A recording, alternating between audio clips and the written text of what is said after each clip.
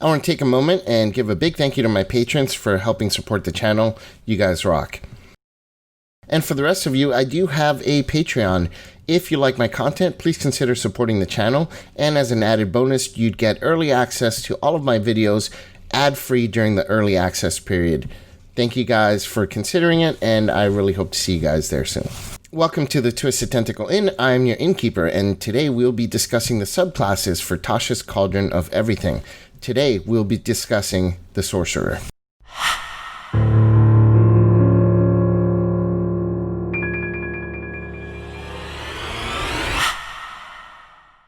And just a quick note, these are my first impressions on these subclasses.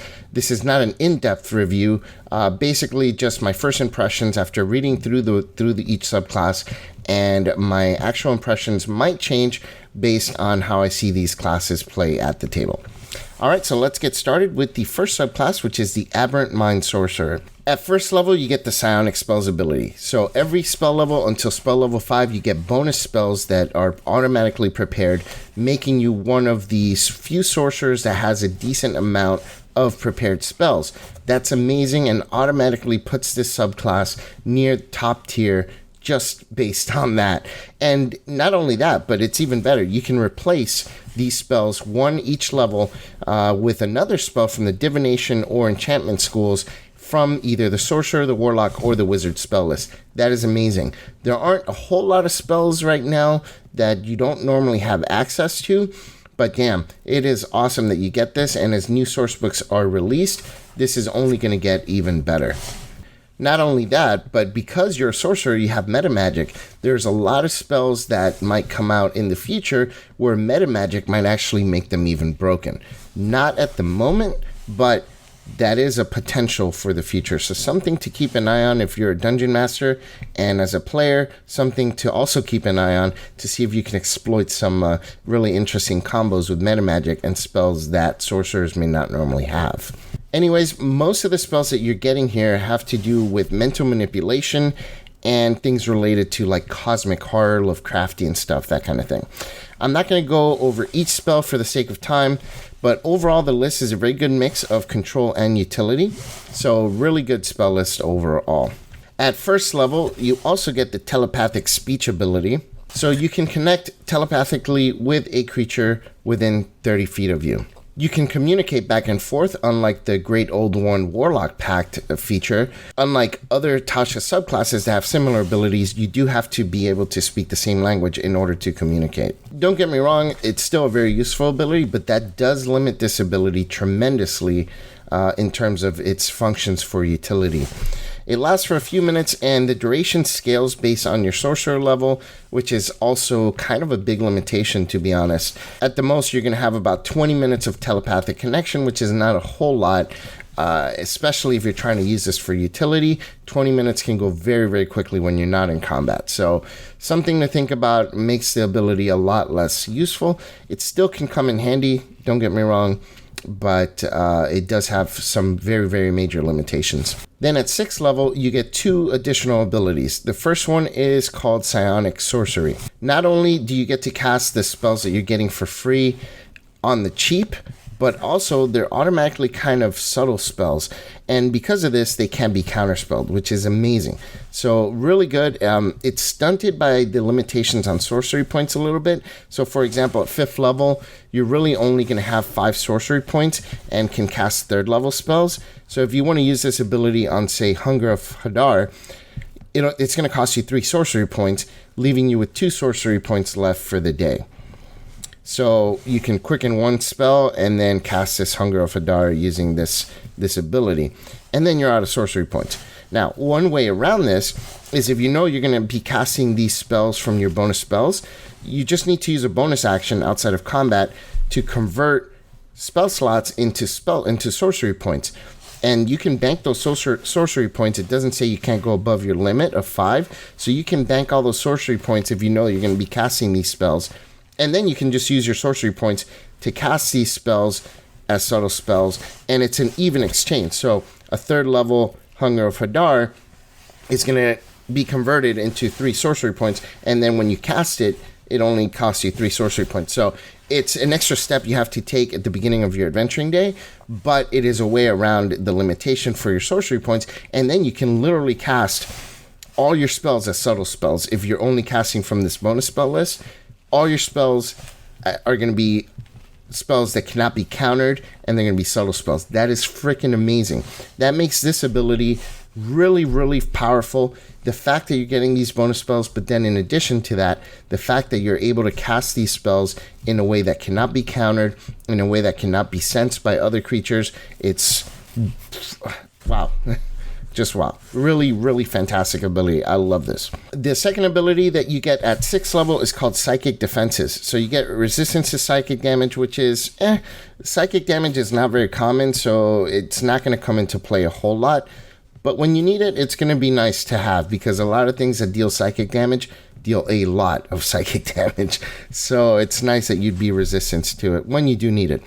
But you do have also another part of it, which is you get advantage to saving throws against being charmed or frightened. Now, this is far more useful because being charmed or frightened is a very common thing in this game, especially as you get to higher levels, and you get this at level 6, which is when you really start seeing these effects. So it's really nice that you have advantage to that.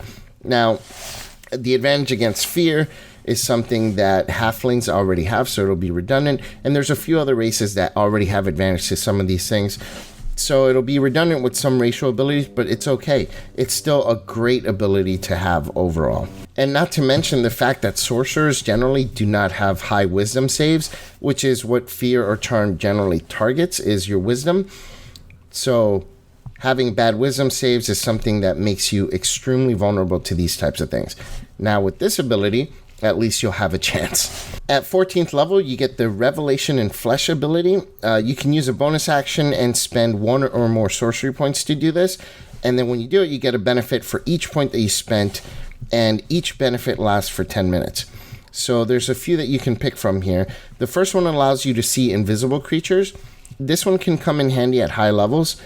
The next one is that you can gain a flying speed equal to your walking speed, and you can hover, which is awesome. Everybody by now I think knows that flying speed is something that is extremely powerful in Dungeons and Dragons, and this is no exception. The fact that it's not concentration and the fact that it's a hover means that you can't be knocked down and take damage from falling if you're knocked over, so really, really awesome. And then another option is you can get a swimming speed equal to twice your walking speed, and you can breathe underwater. This one is circumstantial, but hey, it's nice to have it when you do need it. And the final option lets you make your body, along with any equipment you're wearing or carrying, to become slimy and pliable, so you can move through any space as narrow as 1 inch. Really strange, but nasty and cool. I love this one just from a thematic perspective, but it's also really useful because you can squeeze through tight spots, kind of like having the gaseous form spell in a way, but you're not really flying with this one, but still you can go through tight spaces and such. I like it. You can also escape from non-magical restraints, or if you're grappled, that kind of stuff. So really handy specifically as a utility ability, but even can come in handy in combat if you need it. And then at 18th level, you get the Warping Implosion ability. So this one, you can use an action and then you teleport 120 feet. And when you do so, you deal force damage to every creature within 30 feet where you teleported from. They get a saving throw, and if they succeed, they take half damage. So this one reminds me a lot of a spell called Thunderstep, where you teleport and then you deal damage to creatures that are around you. Really good. I like teleport abilities. I'm a big fan of those. And the fact that you can use this once per long rest, but then you have the option to spend sorcery points to use it again if you need to, is great. You guys know by now, I love when you have the option to use an ability more than just once per day by paying a pretty steep cost, but at least it gives you the option to do so. If you really, really need it, you can weigh those options and make that decision if you want. So I like that. Overall, very good ability, multiple uses in and out of combat, exploration, all that kind of stuff. I love it. Overall, I think the Aberrant Mind Sorcerer is a top-notch sorcerer subclass. In fact, I think it is the best sorcerer subclass available to sorcerers in 5th edition Dungeons & Dragons, at least from the official sources. The top was the Divine Soul from Xanathar's Guide to Everything, but this one has definitely taken that spot as the top sorcerer subclass. It is amazing. Every ability is useful and helpful. Even the circumstantial ones are very good when needed. So overall, I think it's awesome. And then the fact that they get the extra known spells really puts them above the norm. And then they can cast these spells on the cheap using only like basically, it won't even cost them sorcery points if you do it the smart way by converting them beforehand. So really, really great. Just a subclass that goes above and beyond and makes sorcerers actually playable. And I know some of you like sorcerers and some of you are saying, well, sorcerers are already playable. Yeah, as full casters, they're pretty good, but compared to like melee classes like a fighter, sure. But compared to other full casters, they're probably in the bottom of the list as far as classes overall. But the Aberrant Mind definitely puts this up there along with other full casting classes like clerics and wizards. So I think this one definitely does it justice. The next subclass that we're going to be discussing is the Clockwork Soul Sorcerer. So at first level, you get the Clockwork Magic feature. You get bonus spells, and you can replace them as you level, kind of like the Aberrant Mind Sorcerer. The only difference is that the spells that you can replace them with have to be from Abjuration or Transmutation, as opposed to the Aberrant Mind that have to be Divination or Enchantment. Most of the spells that you're getting as bonus spells have to do with restoring balance and protection. It's a decent list. It rounds out a great defensive package and allows you to concentrate your other spells on offense and control, which is great. So basically, like the Aberrant Mind, this one is very, very good. The fact that you can change a spell once per level with any Sorcerer, Warlock, or Wizard Transmutation or Abjuration spell makes it even better than the Aberrant Mind one, in my opinion, at least based on the current available spells. This can change as new spells are released, but as of right now, I think it's a better option than the Aberrant Mind. The standout of spells that you can replace with, of course, is Armor of Agathys from the Warlock spell list, because combined with other features that this subclass gets later on, it can actually create a very powerful combination that I think is almost at the broken level. Not quite there, but it's very, very powerful. We'll get to that in just a moment. At first level, you also get an ability called Restore Balance. So several times per day, you can use your reaction to remove advantage or disadvantage from a roll made by a creature within 60 feet of you. This one is very impactful. It can really change entire encounters. It's better at lower levels, I think, but it can still help even at higher levels. Advantage or disadvantage is something that comes up every single session, so you're going to be using this one a lot. At level 6, you get the Bastion of Law feature. So you can spend an action and 1 through 5 sorcery points to create a protective ward. And then you can use this on yourself or a creature within 30 feet. It lasts until you take a long rest or until you use this again and create a new ward. So basically you have to create the ward on yourself or on someone else. You can't create a ward and then use it for other people to defend them. So how it works is, you, depending on how many sorcery points you get, you can use that many d8s to reduce damage that you take. So let's say you spent 5 sorcery points, now you have 5 d8 that you can use to reduce damage. So if a creature attacks you and deals you 10 damage, you can use 2 of those d8s and reduce the damage by the amount that you roll. And then you'll still have 3 left, let's say, until you use the feature again or take a long rest.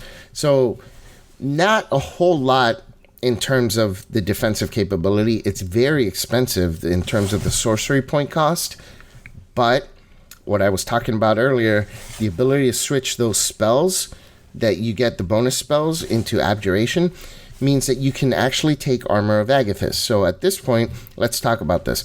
So this is where it can be broken. Not only is Armor of Agathys with Warlocks limited to 5th level, because that's as high as they can upcast it, whereas with a Sorcerer, you can upcast it up to 9th level if you want, which means you can be doing 45 damage every time someone hits you for free. 45 cold damage. So if a Goblin hits you for 3, they take 45 cold damage, and you still have this armor up that's dealing damage to anyone who hits you. Until this temporary hit points of 45 goes to 0, you're dealing 45 damage anytime you get hit by a melee attack. Combined with this Bastion of Law ability means that you can reduce damage that you take helping keep your armor of Agathis up. So I'm saying as an upcast to 9th level, but even if you upcast it to 6th level, let's say, you're dealing 30 points of damage every time you get hit. So let's say you take 20 points. You can reduce it with your Bastion of Law and only take, 8 damage and deal 30 damage to the creature. Then you get hit again, use Bastion of Law to reduce the damage, deal another 30 damage. I mean, you can take out bosses like this if you play this properly. So overall, and then on top of that, you can combine it with like Blade Ward or other things that reduce damage like Absorb Elements. So it can be combined with other things and be reduced even further. So I think that this is extremely, extremely powerful when combined with that one spell. Otherwise, if you don't use Armor of Agathis, then this ability is not that good because you're not reducing a whole lot of damage with it. So something to keep in mind, the combination can be really, really powerful if done just that one way. Any other way, probably not as impactful as you might think. So overall, I think this ability is below par, subpar, unless you're doing the Armor of Agathis trick. At 14th level, you get an ability called Trance of Order. So you can use a bonus action and you get benefits for a minute. So attacks against you don't get advantage. And any attack, save, or ability check that you make, your die roll is going to be a minimum of 10, no matter what you roll. So you can use this once per long rest. But if you want to use it again, you can use 5 sorcery points to be able to do it again. So a very, very powerful ability. Absolutely worth the 5 sorcery points in this case. Things not being able to get advantage against you, that's okay. But the minimum of a roll of a 10 on the die when making ability checks, saving throws, and attack rolls is so powerful, it's almost broken too. So by this level, your bonuses are high enough that a roll of 10 on the die means probably you have a success on saving throw or attack roll or whatever ability check. So as long as you're proficient, it's awesome. Now, if you're rolling on something that you're not proficient in, then a roll of a 10 may not be that good. It might still mean a failure, but generally you're going to be rolling on things that you are proficient in, which means that you're probably going to be auto-succeeding for a minute on almost everything that you do. So luckily, this is a high-level ability, so most people aren't really going to see it. Take a drink, because most players don't get to such a high level. Most campaigns never reach 14th level. So it's a high-level problem, even though it's a little bit too powerful, I think. Because it's so high level, I'm not really weighing it too highly in terms of this subclass, and I'm not too worried about it being too broken. And then your capstone at 18th level is called Clockwork Cavalcade. I hope I pronounced that right. You can use an action to summon spirits in a 30-foot cube in front of you. You can use this once per long rest. If you want to use it again, you can spend 7 sorcery points to use it again. That's expensive, but if you really need it, I guess 7 sorcery points. So anyone in the cube gets the following benefits. They can restore up to 100 hit points, and you can divide them as you choose amongst any number of creatures. You guys might know by now that I love healing abilities and spells where you get a pool that you can divide however you want, because you're never going to have where the party is equally damaged and you want to split it equally. There's always going to be someone that's more hurt than the others, and they could use more healing than everybody else. So I love that. Now, one thing that I've seen here, and by the way, 6th level spells or lower are removed from creatures that are in the cube. So if you're being affected by a 6th level spell, whether it's beneficial or not, it's gone. I've seen some content creators mention that this could end some beneficial spells on you without regard, but it's not necessarily the case. Some people are assuming that this cube is around you automatically. When you use this ability, you're still going to have your spell effects because you're not in the cube. By the rules, when you create a cube effect, it's in front of you. It stems from you forward in a cube 30 feet. So anyone who goes in there is affected. You are not automatically inside this cube. So you don't necessarily have to step in there if you don't need to have things removed or to be healed. You create this thing and move away, or keep standing where you are right, at the moment. So I think some people are assuming that this is kind of like a radius around you. It most definitely is not. This is in front of you, and then anyone can go inside, including yourself if you wanted to. but it doesn't automatically remove any spell that's benefiting you when you use the ability. Something to keep in mind that I know I've seen a few content creators talk about, and they are incorrect in that. Anyways, one final effect, it does repair damaged objects that are inside. That's very, very situational, but I guess if you really need to fix a boat or whatever, then that's nice to have there too. What's cool about this one, it's not a spell, it's not necessarily a magical ability, so like dispel magic, counterspell, that kind of stuff is not going to work. Anti-magic rays, that's not going to work to remove this. You can create this if you're fighting a beholder, and if people need healing, they can jump into the cube, get healed, and continue fighting against this beholder without worrying about this going away. So overall, I think it's a great capstone. You're probably not going to see it ever, but it's nice if you're playing a high-level game to be able to do this in a major fight and just have like a cube where people can jump in, get negative effects removed, and jump back out and get back into the battle. It's very, very interesting. I like this ability. So overall, I think the Clockwork Soul is a very powerful subclass. Like the Aberrant Mind, it makes its way to the top just solely based on the bonus spells that they get. It's not quite as powerful as the Aberrant Mind as a whole. There are some abilities that I think are really powerful, and there are some abilities that are extremely situationally powerful. And that's why I think the Aberrant Mind ekes it out a little bit in terms of being a better subclass overall. And one ability is pretty much unless you swap out one particular spell, which is Armor of Agathis. Otherwise, that ability is probably pretty subpar. Most of the other abilities are good or great, and it basically makes the Clockwork Soul Sorcerer a great choice for sorcerers. So to summarize, both the Aberrant Mind and the Clockwork Soul are excellent sorcerer subclasses. They outshine nearly all other sorcerer subclasses, except maybe the Divine Soul from Xanthar's Guide to Everything. I think the Shadow Sorcerer is like a little bit below, but that one's okay too, but not quite the level that the Divine Soul or the Aberrant or Clockwork are. So overall, I think the top three would be those, and these two are still above the Divine Soul. So the bonus spells for both subclasses, they provide a much needed versatility to the sorcerer class, and both seem like very fun subclasses to play overall. I think, again, the Aberrant Mind is the top of the top. The ability to cast these spells as subtle spells and not be able to be countered is just so strong. Bonus spells that they get is also already very strong for a sorcerer. So Aberrant Mind Sorcerer is a top-notch class, not to the level that it's broken, and I love that. I love that it's a great subclass, not broken, just great. Now, just to mention, some abilities of both of these subclasses are a little bit exploitable in the wrong hands, so something to keep in mind if you're a dungeon master. Read through these abilities, check with your players, and make sure that they're telling you what they're planning to do with these so that you can work it out before you have to tell them no. Other than that, I think great for both of these. I think sorcerers needed subclasses like these, and I'm very glad that they were included in this book. So let's go ahead and rank these subclasses. A quick note about my rankings. When I say a subclass is top tier, bottom tier, whatnot, it's only when compared to other subclasses within the same class.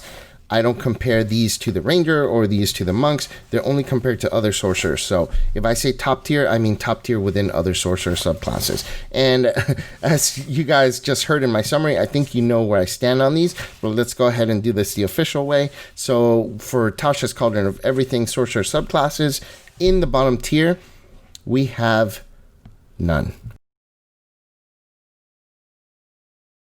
In the mid tier, we also have none. And in the top tier, we have the Aberrant Mind and the Clockwork Soul Sorcerers. Both are excellent sorcerer subclasses. And that's it for my first impressions on the sorcerer subclasses in Tasha's Cauldron of Everything. I do hope you found this video helpful, and if you did, please consider clicking like or subscribing to the channel. And if you have any questions, be sure to leave them down there in the comments down below, and I'll be happy to answer them. And as always, I am your Innkeeper from the Twisted Tentacle Inn. Check in anytime. I'll talk with you then.